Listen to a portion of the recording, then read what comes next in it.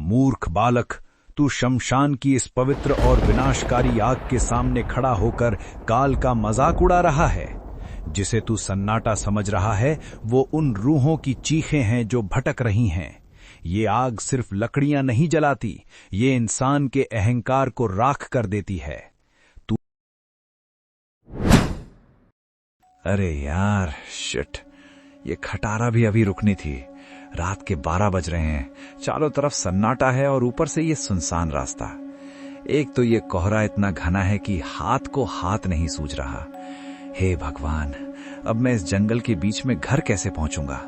कोई लिफ्ट देने वाला भी नहीं दिख रहा। अभिषेक चारों तरफ देखता है, उसे डर लगने लगता है। अरे नहीं, यह तो रामपुर का वही पुराना शमशान है जिसके बारे में दादाजी बताते थे।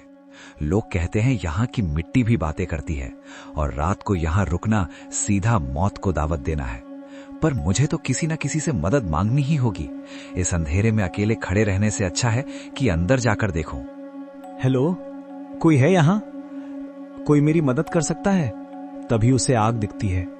अरे, वहां कोई बैठा है। बाबा?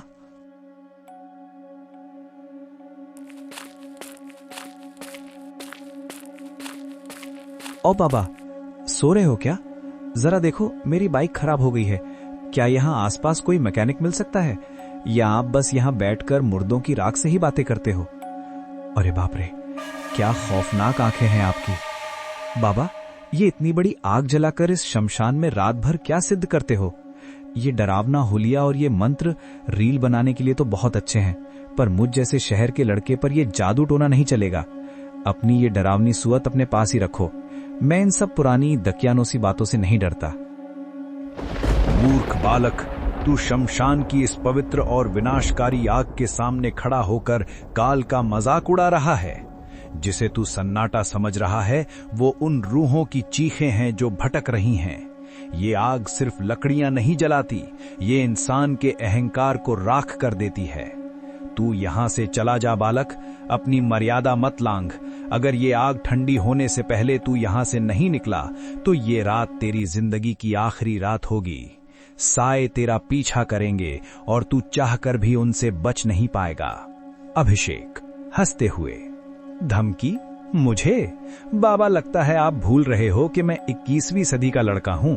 मुझे अपनी इन फालतू और डरावनी बातों से डराने की कोशिश मत करो। मैं जा रहा हूं यहां से।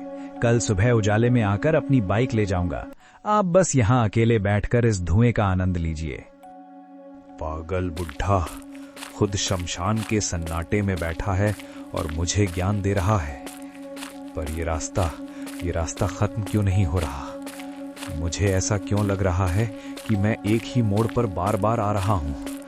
और ये हवा अचानक इतनी बर्फीली कैसे हो गई कि मेरा शरीर कांप रहा है? पीछे मुड़कर देखता हूं, कौन है वहां? सन्नाटा। पागल हो गया हूं मैं भी। उस बुढ़े के डर ने मेरे दिमाग पर कब्जा कर लिया है। अचानक उसकी नजर जमीन पर पड़ती है। ये क्या है? कीचड़ में ये नंगे पैर के निशान किसके हैं? ये तो अभी अभी बने हैं और ये मेरी तरफ ही बढ़ रहे हैं। कोई अदृश्य शक्ति मेरा पीछा कर रही है। नहीं, ये मुमकिन नहीं है। मुझे बस जल्दी से घर पहुंचना होगा। बच गया, बाल बच गया। वो शमशान की जगह ही मनहूस थी। अब मैं अपने घर के सुरक्षित कमरों में हूं। यहां वो बाबा या उसका कोई साया मेरा कुछ नहीं बिगाड़ सकता। अरे, अब ये क्या मुसीबत है? फ्यूज उड़ गया क्या? वो कांपते हाथों से टॉर्च चलाता है। पूरे कमरे में इतना सन्नाटा क्यों है? तभी उसे दीवार पर अपनी परछाई के बगल में एक और लंबी खौफनाक परछाई दिखती है जो हाथ में चिमटा लिए है। ये दूसरी परछाई किसकी है? यहां तो कोई नहीं है। अघोरी की गूंजती आवाज, दरवाजा तो बंद कर लिया बालक, पर जिस साए को तू शमशान की मिट्टी से अपने साथ लाया है उसे इस घर से बाहर कैसे निकालोगे? शमशान का न्याय अब शुरू होता है। नहीं, मेरी परछाई, ये मुझे छू रही है। मुझे छोड़ दो, मुझे माफ कर दो बाबा, बचाओ।